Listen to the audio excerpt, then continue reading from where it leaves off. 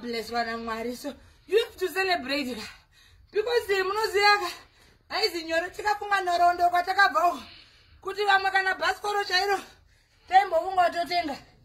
Ah, not a good end was. Munoisani is Rimufunge, Asikana Nyasha, Zakubata, so Unos got a driver. The Mamata decided the humble driver. And I must that one. So you need to celebrate every success.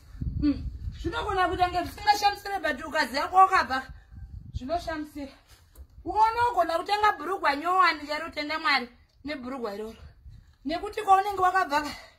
Inenge norondo. Saka ndisiendi fare.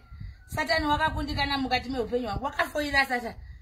Mbembo zvifungo zvokwadi. Kuti ndichadrive mota dzinodhura kudai. Inorondo dzangu vanorondo regai chifare.